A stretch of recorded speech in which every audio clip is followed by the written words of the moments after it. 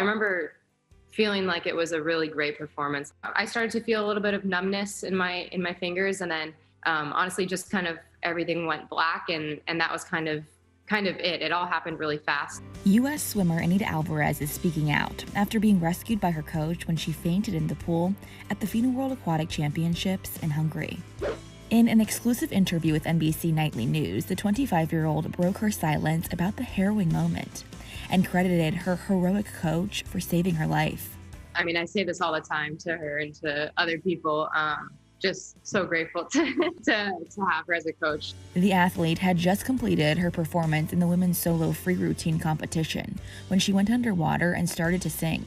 In jaw-dropping images from the incident, her quick-thinking coach, Andrea Fuentes, can be seen jumping into the water fully clothed to bring her to the surface and get her to medical treatment. Now Anita is on the mend, with doctors saying her vitals all look good, and she says she felt better as soon as she regained consciousness. I think right away I knew I would be okay. I mean, as soon as I started breathing and was awake and everything. As of Friday morning, it has yet to be decided if Anita will compete in the free team final later in the day. She spoke out on Instagram on Thursday, thanking concerned fans for the outpouring of love from around the world, writing, "Thank you everyone, we'll give a brief update soon, but in the meantime know that I am okay and healthy. I appreciate all of the messages of support and hope that everyone can respect that my team and I still have 2 more days of competition to be focused on here in Budapest." The swimmer reposted a video from her coach of herself eating with her team and wrote, "Nothing but love for my team this week and always." Access Hollywood's Kit Hoover spoke to Andrea after the incident, and she opened up about when she realized something was wrong. At the end, I saw that her feet were a little bit more pale because, okay, when you see a person more pale, you see it, but we recognize the feet because we are a lot of times upside down. So I was, she's pretty pale. But just I looked, and then she finishes and she's doing this arm. And then instead of coming up and breathe, because the first thing you want to do when you're an artistic swimmer and you finish is you really want to breathe. And so instead of this, she was going down. So I immediately knew something was wrong. So I was like, nobody, let's go, because I know I'm a fast swimmer. So I went as fast as I could, because in my mind, it was like, fix it as fast as possible, reach her, grab her, pull her to the surface, make her breathe. No, that was my only thoughts the whole time. So I really didn't think anything. I just went directly to her. What happened next? What happened when you got to her? Okay, so that was the toughest part, because when I pulled her out of the surface, she was not breathing, but her heart was okay. The heartbeat was on, but she was like so tight on her jaw. She was like this and not there, but super tight. And I was like, "Anita, wake up!"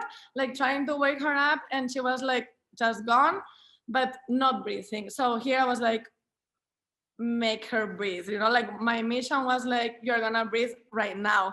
So I would like pull her sideways. I was like massaging the jaw because it was like really too tight, opening the mouth for her to throw the water out, but still not. So I was like, just went to the wall as fast as I could and continued to put her sideways and calling her. Like at some point I was like really aggressive for her to wake up. Because I know in these situations you have to create adrenaline for the person to wake up.